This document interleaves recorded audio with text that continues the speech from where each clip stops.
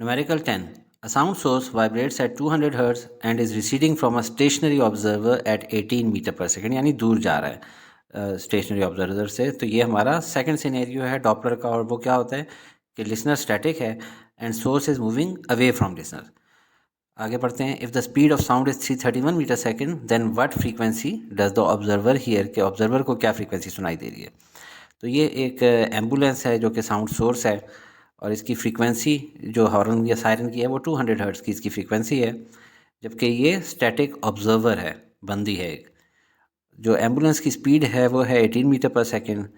Speed of sound जो है वो 331 मीटर पर सेकेंड गिवन है। तो इस खातून को या ऑब्जर्वर बंदी को जो है ना, क्या फ्रीक्वेंसी नज़र आएगी।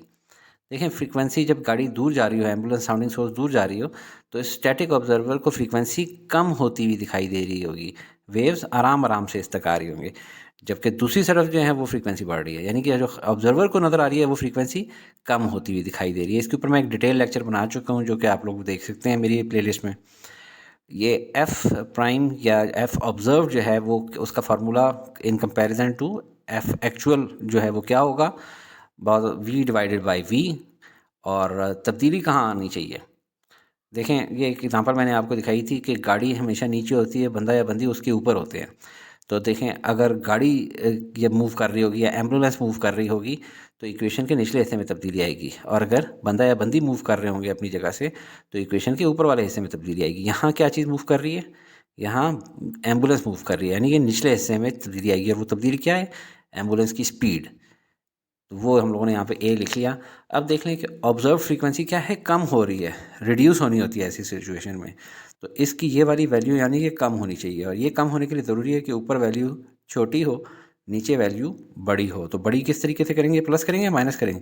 बड़ी करने के लिए इसको प्लस करेंगे, वी प्लस ए करेंगे। तो ये देखें, आपका क्वेश्चन का जो फार्मूला है वो तो आपके सामने आ गया है।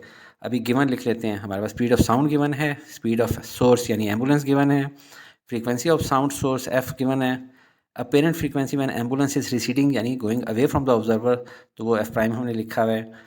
सोल्यूशन की तरफ चलते हैं। फार्मूला हम लोगों ने ड्राइव किया हुआ है, वही फार्मूला दोबारा लिख लेते हैं, V divided by V minus नहीं V plus A into F. इसमें वैल्यूज डालते हैं। वी की वैल्यू 331, नीचे 331 प्लस 18 और मल्टीप्लाई बाय 200। ऊपर 331 ही रहेगा, नीचे हो जाएगा 349 मल्टीप्लाई बाय 200। इसको कैलकुलेटर की मदद से सॉल्व करेंगे तो हमारे पास आंसर आ जाएगा 189.68 हर्ट्ज़।